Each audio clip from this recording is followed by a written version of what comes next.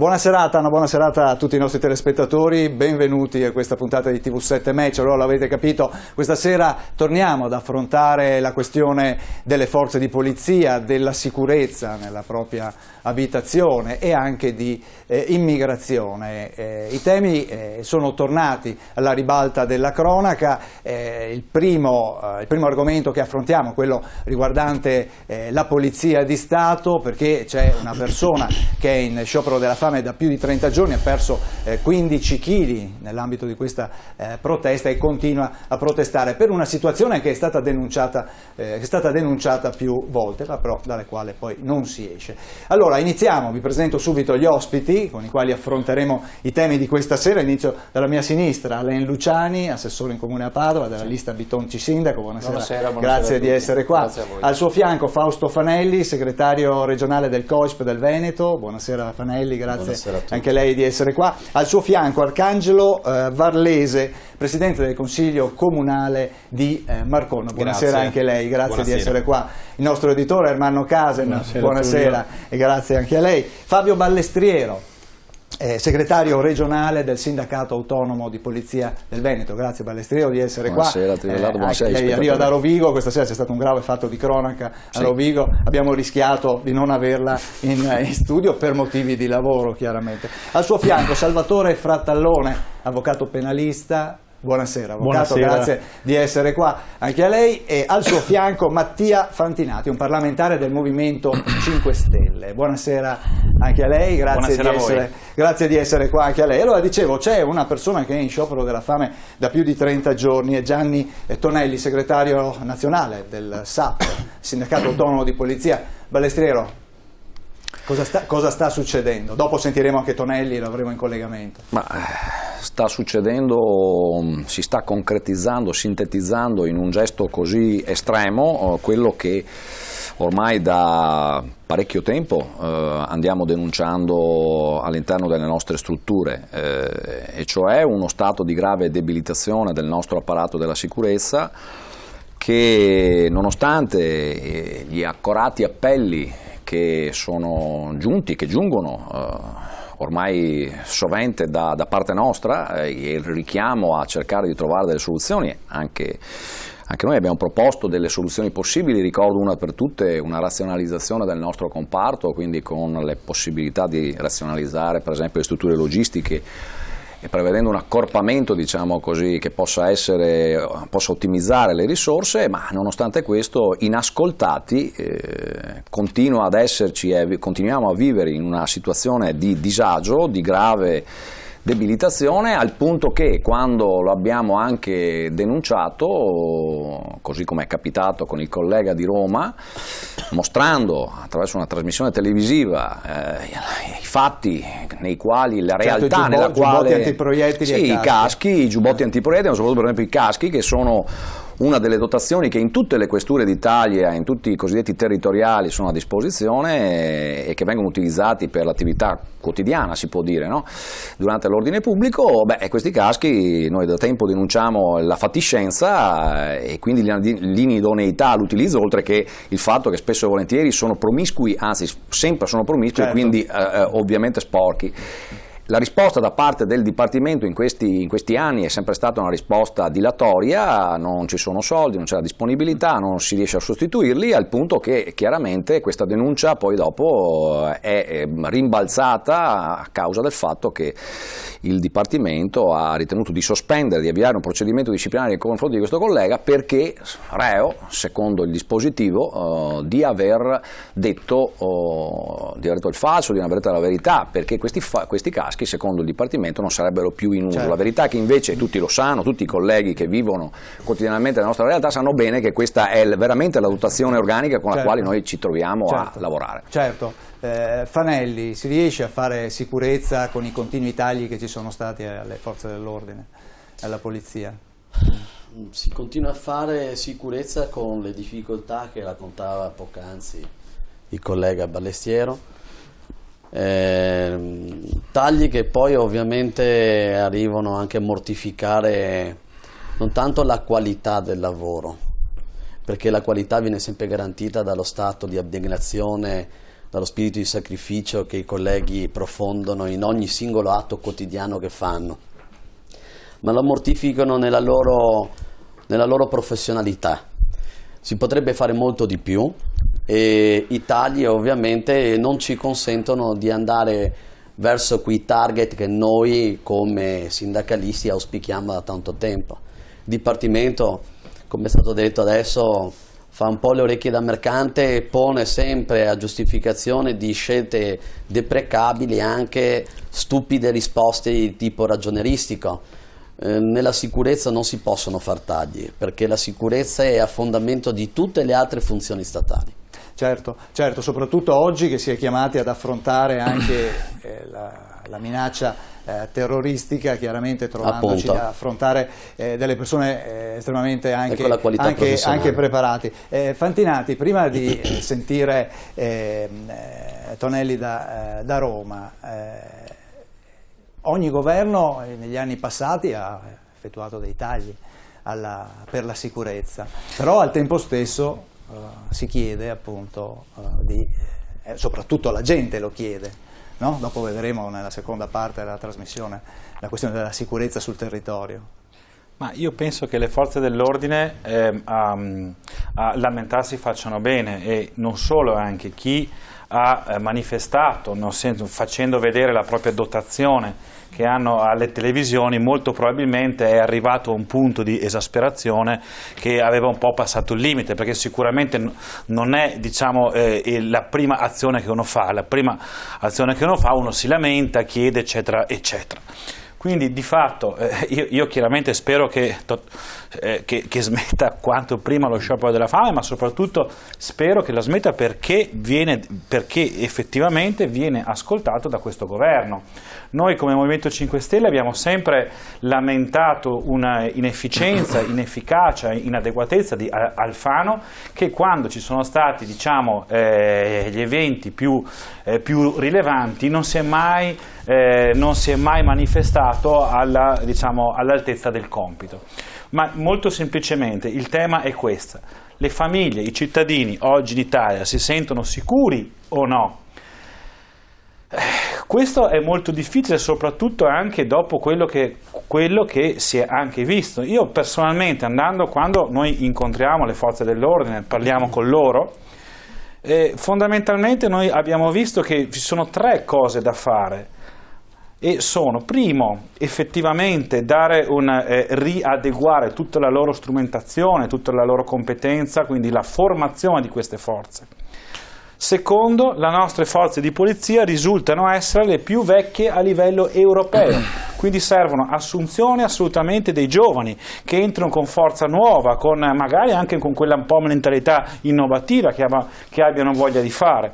E la terza, e torno anche al fatto che mi collego un attimo anche agli episodi di terrorismo, per esempio, il fatto che è venuta a mancare anche quella sicurezza, quindi quella polizia, forse quelle controlli online che ci auguriamo non debbano essere soltanto, diciamo, potenziati in Italia, ma debbano dialogare con tutto il resto dell'Europa e quindi fare una cosa integrata.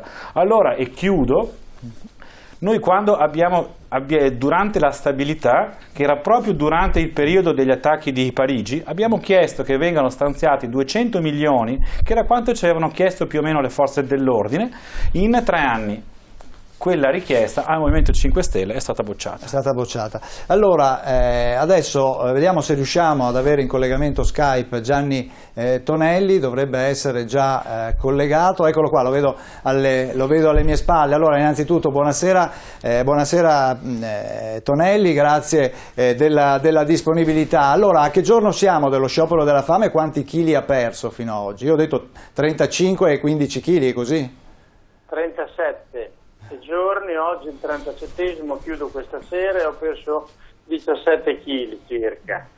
Volevo oggettivare, se mi è consentito, alcune delle motivazioni e soprattutto. Certo. Io sto protestando, la mia è una battaglia di libertà Sono 2 anni che noi denunciamo tagli all'apparato della sicurezza e vorrei oggettivare per far comprendere che non è un mero piagnisteo. Con un turnover al 55% noi abbiamo oggi 45.000 uomini in meno nelle forze dell'ordine, di cui 18.000 solo nella Polizia di Stato. Abbiamo tagliato su tutto. Sulla logistica, le faccio un esempio, nel 92 avevamo 90 milioni di euro per le divise, nel 2014 ne abbiamo avuto 15,8, quindi non è un taglio, è una decapitazione. Abbiamo il 50% in meno di capi reparto, 15.000 ispettori e 10.000 sovrintendenti. Per quale motivo? Per risparmiare su concorsi, corsi e differenze stipendiali. Ogni anno perdiamo 2.500 uomini, quando si dice in maniera propagandistica quest'anno abbiamo assunto 2.500 uomini straordinariamente per il giubileo, si dicono 3 bugie in una. La prima, non c'è nulla di straordinario, la seconda, non sono per il giubileo perché sono andati al corso il 1° di ottobre, usciranno il 1° di giugno, al giubileo pressoché finito e sono destinati dal piano concordato già con noi su tutta Italia e non a Roma. Terzo, si dà ad intendere che sono 2.500 in più, ma che sono 2.500 in meno. Domanda: come si può pulire il commissariato, ad esempio, non so, di Porto Tolle o di Adria con 2 ore alla settimana? Il commissariato di Imola, io sono di Imola, 1.000 metri quadrati, 10 appartamenti da 100 metri, il paradiso delle Massaie. Come fa Rovigo oppure Ferrara, che è vicino a voi, avere 546 euro all'anno per la cancelleria? Neppure un bambino di scuola elementare. Se poi parliamo di formazione, non esistono più corsi di aggiornamento di formazione. Pensiamo di far fare un corso online di 2 ore antiterrorismo di tecniche operative, quando per definizione è una disciplina pratica. Come si farà a imparare a sparare su un bersaglio in movimento con una pistola, con un corso online? Se non si fa, si deve fare in poligono. Queste Tonelli, sono tutte le cose delle quali noi ci lamentiamo e per le quali abbiamo denunciato da 2 anni, continuo questa mia denuncia. Se uno va su Google e batte Tonelli, SAP, tagli, sicurezza, troverà circa 10.000 visualizzazioni. Fino all'altro giorno, fino a qualche mese fa, la nostra denuncia era stata considerata fastidiosissima ma assorbibile dal sistema. Dopo i fatti di Parigi rischiava di essere fonte di responsabilità ineludibile e inaffrancabile. Per questo motivo è scattata una repressione che ha portato alla sospensione anche di un mio dipendente, un mio dirigente sindacale, con delle false motivazioni. Il dipendente ha prelevato materiale non più in uso, così dice il decreto del capo della polizia, in conferenza stampa è su online con la documentazione anche agli atti dello stesso procedimento, dove ho dovuto denunciare il questore, il capo della polizia, la procura della Repubblica. È tutto falso, andate a vedere la documentazione e vi renderete conto. Ci sono 5 prove, ognuna autosufficiente, per dimostrare che quell'affermazione è falsa, semplicemente perché si intende reprimere. Per questo che spiego, scusatemi la lunga premessa, la mia è una battaglia di libertà, perché in questa maniera non è accettabile che il Dipartimento della PS, strumento di legalità e soprattutto guardiano dei valori democratici e dei valori fondanti della nostra democrazia, sia invece strumento di repressione magari a fini politici. Questo è inaccettabile. Certo, ecco, senta Tonelli, una curiosità, un poliziotto mediamente quante volte va al poligono a sparare? Un poliziotto ci dovrebbe andare almeno 4 volte all'anno, tecniche operative 2, 3, 4 volte all'anno, ma ci sono poliziotti, ho denunciato anche l'altro giorno, che per lavorare solo sulla sicurezza percepita a Roma sul Giubileo vengono messi in strada dopo 4 anni che non hanno mai fatto un corso di aggiornamento professionale e neppure una lezione di tiri. E il Ministero esce fuori e che cosa dice? Il Ministero dice: abbiamo mandato dai fatti di Charlie Hebdo ad oggi 30.000 persone a fare un corso antiterrorismo, quando è soltanto un corso online che tutto al più, o una conferenza, potrebbe essere considerato una breve introduzione ad un corso antiterrorismo, che è, come ho detto prima, una disciplina pratica. Poi chiedo ai vostri ospiti, secondo voi la questura di Rovigo può essere pulita con 10 giorni alla settimana, 10 ore voglio dire alla settimana di pulizia, o non so quante possono essere? Se uno va al commissariato bolognino a Pontevecchio a Bologna ha 96 euro all'anno di cancelleria e 2 ore alla settimana e sono 810 metri quadrati di uffici. È chiaro che questa è una situazione di collasso operativo. O ci rendiamo conto che si deve fare una riforma come noi avevamo proposto, 7 forze di polizia non servono a nulla, è inutile chiudere la polizia postale a Rovigo se dovrà essere, o la polizia ferroviaria per recuperare 5, 7, 8 persone, tra l'altro spese logistiche di una società privata, se poi in questa città o in tutte le altre manteniamo 8 centrali operative, Certo. 8 uffici amministrativi contabili, 8 uffici personali, 8 uffici vestiario, 8 uffici automezzo, 8 mense, 8 archivio generali, 8 di tutto sprecando centinaia di persone. È stato chiarissimo Tonelli. Senta, un'ultima cosa, lei proseguirà fino a che punto questo sciopero della fame? Che cosa chiede in concreto? Io chiedo di essere ascoltato, chiedo al Capo dello Stato di intervenire perché sono state violate le regole fondamentali dello Stato di diritto. Anche lo Stato è soggetto alle regole e le deve rispettare in tutte le sue articolazioni, in questo caso non lo sono state rispettate.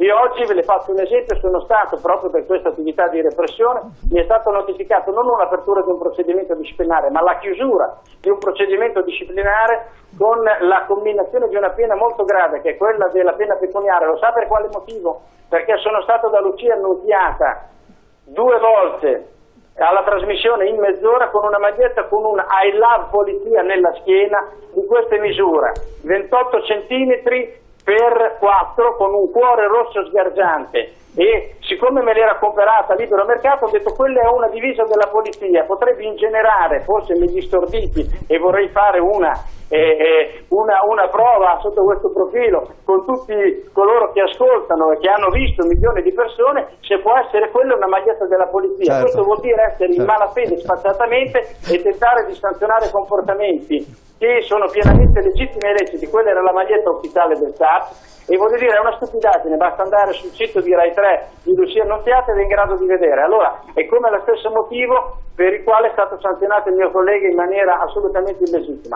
Non è accettabile, noi stiamo lavorando per la comunità, la nostra è una denuncia doverosa nell'interesse della collettività, non abbiamo chiesto soldi per noi, vogliamo semplicemente avere il modo di poter lavorare, non ruota attorno ad un casco o un M12 o a una macchina marcia, ma un intero apparato che ormai è debilitato. Certo, grazie allora Gianni Tonelli, buona serata, grazie del suo intervento, segretario generale del SAP, del Sindacato Autonomo di Polizia. Il quadro che ha presentato Tonelli è veramente un quadro preoccupante, non solo per quanto riguarda sotto un po' tutti gli aspetti, sia l'aspetto operativo che quello che poi per quanto riguarda poi anche l'aspetto sanzionatorio. Alain Luciani che... Sì.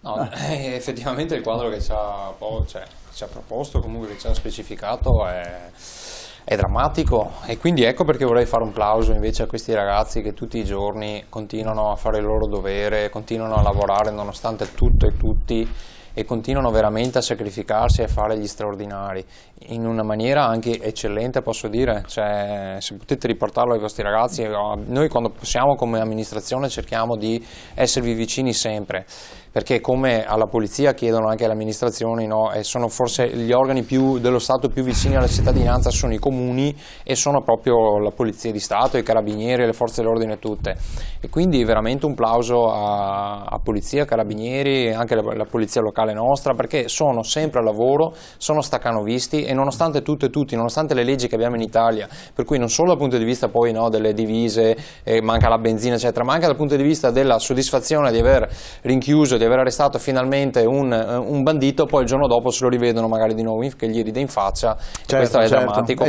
Penso che ognuno di noi che fa un lavoro e domani mattina se lo trova demolito, penso che dopo un po' non è neanche più voglia. Io vorrei anche cogliere l'occasione per ricordare Rosario Sanarico, il sommozzatore, esatto, che è morto la settimana scorsa, proprio una settimana fa, durante le ricerche di Isabella Noventa. Fanelli, lei è stato ai funerali? Sì, sono stato anche alla Camera Ardente e ho presenziato, ho portato gli onori a questo eroe, che poi c'è una storia dietro, penso che merita di essere raccontata, perché questo collega è venuto insieme alla sua squadra volontario, ha visto un servizio e ha chiesto proprio espressamente di poter partecipare alle ricerche, perché la sua squadra nautica di La Spezia è un gruppo altamente specializzato. Rosario era, tra l'altro, aveva delle altissime qualifiche in ambito di ricerche, ha fatto anche ricerche a livello internazionale, aveva proprio chiesto al Dipartimento di poter concorrere insieme alla squadra nautica di Venezia di poter venire a fare queste ricerche e poter venire anche con le loro conoscenze e le loro capacità a trovare il corpo dell'Isabella. Ho visto ovviamente tutti i familiari, i colleghi distrutti, ma quello che mi ha particolarmente colpito e mi rimarrà sempre nel cuore e me lo porterò fino agli ultimi giorni della mia vita, lo strazio della figlia davanti al corpo del padre. Certo. È stato qualcosa di indescrivibile. Certo. Professor Casen, allora, in base a quello che ha detto Tonelli, come dicevo prima, il quadro è sicuramente difficile. Noi qua in questi studi abbiamo parlato più volte della difficile situazione della polizia, però sembra che effettivamente si sia sia veramente toccato il fondo. Io presumo che non ci siamo ancora, cioè in questo momento non c'è nessuna reazione da parte dei responsabili dello Stato, non solo del governo. Il governo è una situazione passeggera, cambia il governo ma la situazione rimane la stessa, quindi c'è una struttura all'interno dello Stato che non percepisce questa necessità di poter dare la sicurezza innanzitutto agli operatori della sicurezza e successivamente ai cittadini. Allora si è invertito l'ordine dei fattori, ovvero si dà garanzie a chi delinque e non si dà garanzie invece alla persona onesta. La persona onesta, tranquilla, che è produttiva all'interno di una società, viene annullata da una situazione pressoché assurda e quindi rischia quello che invece non dovrebbe rischiare, che tutti quanti dovrebbero contribuire affinché la produttività di questo paese, che viene minata dalla delinquenza, no? E viene demotivata anche, perché questo tipo di attività non è immediata e dirompente, è corrosiva. Quindi uno si accorge solo alla fine che non c'è più materiale su cui gestire questa cosa. Il secondo aspetto, qui prodest questa cosa. Questa cosa funziona per la criminalità organizzata. La criminalità organizzata mai come in questo momento ha tante possibilità e chance, per esempio per distribuire la droga, per lo sfruttamento dei minori, lo sfruttamento della prostituzione e qualsiasi altra cosa che lo Stato invece dovrebbe stare attento e mettere in guardia e controllare. Lo Stato non esiste più in questo senso. Allora, possiamo dare la colpa all'ultimo governo? Benissimo, ma quelli precedenti cosa hanno fatto in questo senso? Nulla. Quelli precedenti ancora? Nulla. No. Nella Prima Repubblica c'era un sovrannumero di polizia che non veniva nemmeno utilizzata. Non è che prima le cose funzionassero meglio, perché mai come in quell'epoca si è sviluppato una situazione, un tessuto mafioso in Italia che era tenuto in piedi proprio dalla politica dell'epoca, che si serviva della mafia per contenere un certo tipo di politica che non fosse di sinistra e quindi c'era un certo modo di vedere le cose che dovevano andare in una certa direzione. Allora queste cose non sono casuali, non è una distrazione, una poca attenzione da parte di qualcuno, perché anche quelli che comandano sanno perfettamente quello che sta succedendo. Il cittadino italiano in questo momento è succube dello Stato, dell'inefficienza volontaria dello Stato, non casuale. Dice ma le cose vanno male, c'è una deriva, aspetta che ci mettiamo a posto. No, c'è qualcuno che fa esattamente uguale e contrario affinché questa cosa non funzioni. E allora andiamo a vedere la certezza della pena, che è il fondamento su cui naturalmente il delitto viene arginato. Se io sono sicuro che alla fine, se mi prendono, io dovrò pagare fino all'ultimo, questo non succede in Italia. Anzi, creiamo delle leggi apposta affinché chi delinque possa essere liberato il più breve tempo possibile. Per quale strano sistema? No, perché non Ormai non liberato, non proprio arrestato. No, addirittura non arrestato. Ormai ma perché? Perché persone. abbiamo un altro alibi che non si capisce perché sta in piedi? Perché abbiamo le carceri piene. Piene di chi? Piene degli immigrati che sono venuti qui per delinquere, oppure perché la miseria in cui campano li costringe a delinquere. Non hai poveretti. Ma non ha importanza. Il problema è che le carceri piene sono un business. Allora ci vorrebbe quella forza e quella capacità anche giornalistica, perché visto che i magistrati fanno fatica a fare queste cose, di andare a vedere a chi giovano le carceri piene. Allora, se è vero che mediamente, dico mediamente perché poi sono costi anche maggiori, un carcerato costa 270 euro al giorno, allora c'è qualcuno che ci guadagna, perché non capisco dove possono andare. Visto che abbiamo una quantità la vigilanza delle carceri è insufficiente, quindi non possiamo dire ci sono mega stipendi, ci sono altre cose. Che cosa inficia? Io vorrei che la Corte dei Conti andasse a vedere dove ci sono queste spese e come si possono emarginare. Allora, se il 60% dei carcerati sono non italiani, la prima cosa che può fare il ministro degli esteri, che non sa fare niente, salvo non fare il ministro degli esteri, prende questi carcerati, fa un accordo e li rispedisce a casa pagandogli il carcere che costa nel paese d'origine, che costa mediamente un 1/20 di quello che spendiamo noi. Cioè in Romania, a mia conoscenza, costa 15 euro al giorno.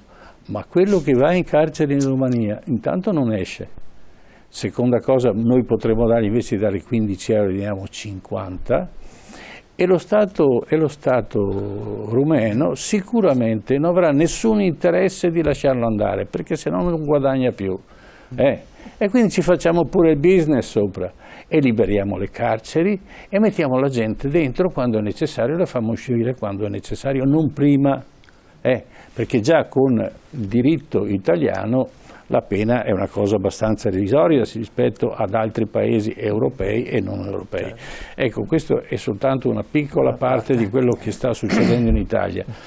Ma io vorrei proporre di creare un gruppo, una task force che possa unirsi e attraverso i media far capire a questo governo, che si è beccato un sacco di problemi dei governi precedenti, dell'inefficienza volontaria dei governi precedenti, che questo è un problema urgente.